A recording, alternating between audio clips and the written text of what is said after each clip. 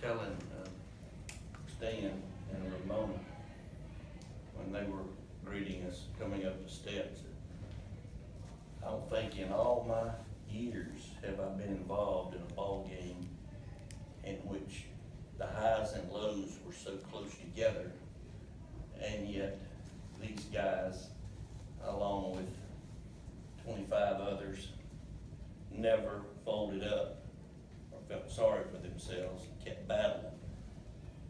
And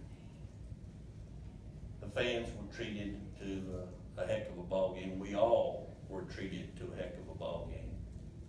Something that you wish you could live with this one for a week, but less than 24 hours from now, we line up to play for the right to go to a super regional. So we know that nothing is guaranteed, but this ball game was one that was, you might say, one for the ages. So it was a heck of a ball game. Very proud of our young men. Questions for Coach or the student athletes? JC, did you see that it was going to hit you and brace for impact, or what's going through your mind when that pitch gets thrown? Just to give my team a chance to win, you know, at least put the ball in play or get hit by a pitch. So luckily it hit me, and we have a right to play for our super regional. So. How do you feel right now? I know it's been kind of an up and down last month or so of the season for you. I mean, just trying to stay motivated, and I'm just happy we're still playing. How much, JC, does you have the single in the first game? How much does that give you confidence and then come up next time, get the sack fly? Then, I mean, to have more confidence to play tonight, how much did that carry over when you kind of break through after the drought that you were on? I think it gave me a bunch of confidence just to keep battling out the plate and believing in myself and my teammates standing behind me. Was that the most bizarre walk-off celebration you've had? Oh yeah, definitely. That was not what I was picturing in my mind, but they got the job done. So. Yeah, you guys were a strike away from winning it tonight, and then they're a strike away from winning it. What are those emotions like when you're so close to Drew getting out of that and you winning, and then 5 seconds later you're down 7-6? Yeah, I mean, you just gotta take deep breaths and be calm. I mean, there's so many innings where we scored 4, 5, 6, 7 runs this year, and I mean, I just told Drew on the mound as I came in, you know, if we're one-run ball game. I mean, how many times we scored 1 run this year? It's not a problem. But just lock in, get this guy out, and then let it give us our chance for our 3 outs, and we'll see what happens. And it worked out. You've had, I don't know, 600 at-bats in your career. Were you nervous?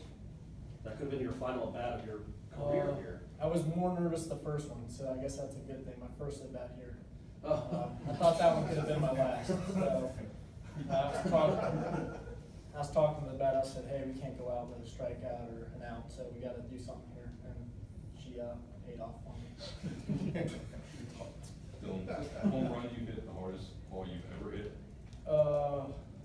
It's got to be close, but I mean, probably the last 2 weeks ago at Louisville was probably the farthest one I ever hit hardest. The one in the ninth. Did you think he was out off the bat? What was going through your mind? No, just 3-2, trying to stay short and just put the barrel on and get us pass on to the next guy. Kind of got a little up the barrel a little bit, but I mean, hit it pretty good. And I knew right then and there if it hit the wall, I had to be busting it. So luckily, T-Dub scored, and then we got the walk off in the 9th or the 10th. Mike, you at this stage of the tournament, to get 6 2/3 on Andrew, the way you gutted that out, how impressed were you with the way you performed tonight? He kept impressing us because we were ready to possibly make a move in the 4th, but he got out of the 4th and then pitched a good 5th. And he kept battling, not to speak for him, but I'm sure there were some pitches that he made that he wished he had back. But that's what is so encouraging, because he now has pitched in a regional tournament, and it's going to do nothing but help him in the future when he's out there on the mound. Andrew, what happened after that, the 4th inning? It did seem like you got a lot more comfortable and confident out there. Yeah, I mean, I just, threw a couple things out mentally, and then Coach came out there and talked to me and just said, you've worked all year for this pretty much, and you just need to be ready to go. Just go out there and attack guys. And I think after that, I just clicked and I had confidence, and I was just going right at guys. But I mean, it's just a testament to everybody on this team. Just after this year, we've been through, I mean, the highs and the lows, and you start out practice at fall ball and you're, you know, playing in 100 degrees and you're gutting it out for days like this when it's all on the line, and then, you know, good teams come through. Like Andrew just mentioned, kind of the highs and lows, the roller coaster the season's been, especially over the last couple of weeks. So those last 2 innings, are those almost a microcosm of the season as a whole, and just the hills and the valleys that all you've been through? Pretty good analogy. I would say that what hurts us as coaches is our young men not getting a chance to play because of injury. Happened to Andrew a couple of years ago when he had the wreck.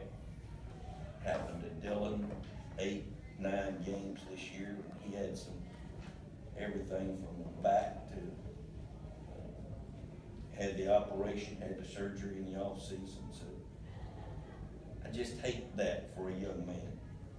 To see them have moments like this is what it's all about.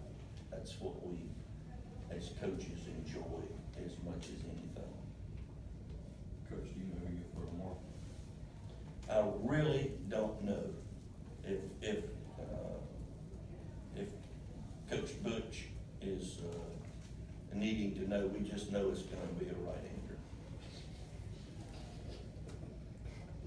Dylan, a game like that, you guys won it, obviously, so that's positive, but was it just fun to play in a game like that? The competition seemed just electric the whole game.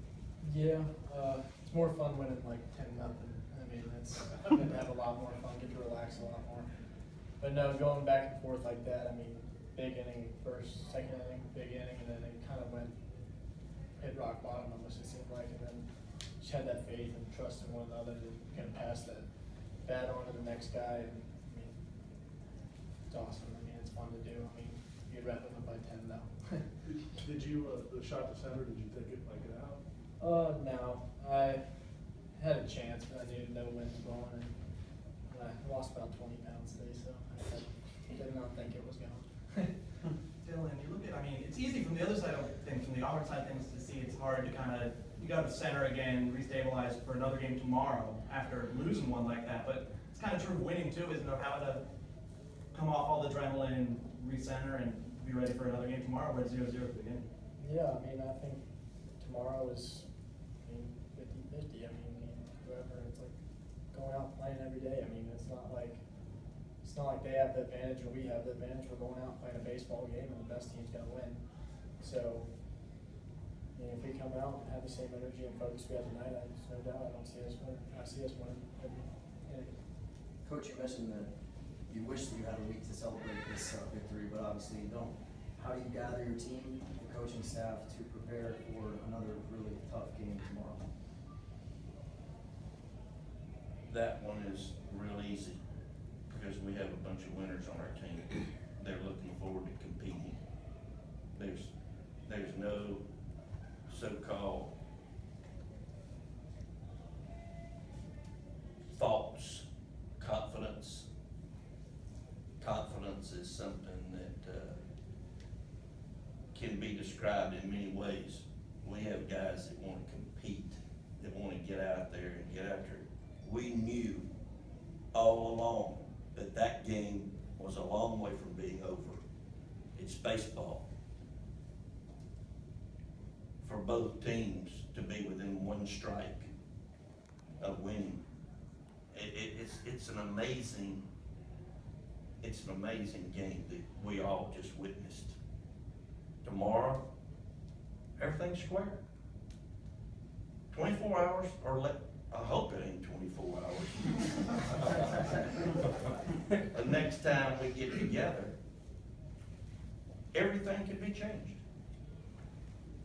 That's what this sport produces. And we're all at this table, and many of you in here appreciate this great game because of what it can provide for you. Well, you kind of mentioned some of the highs and lows this season, just some of the big things that have happened, some of the rough things that have happened. Is it almost fitting that it would come down to a winner-take-all game 7? Well, I don't know if fitting would be a word that I would use. I would just say it doesn't surprise me. I think that's the only thing I can say on that one. I'm not surprised. Auburn's a very good baseball team. And tomorrow, it's an even field. They showed what they're all about tonight. We happened to get a fortunate break there at the end. But like I said, what a game we played.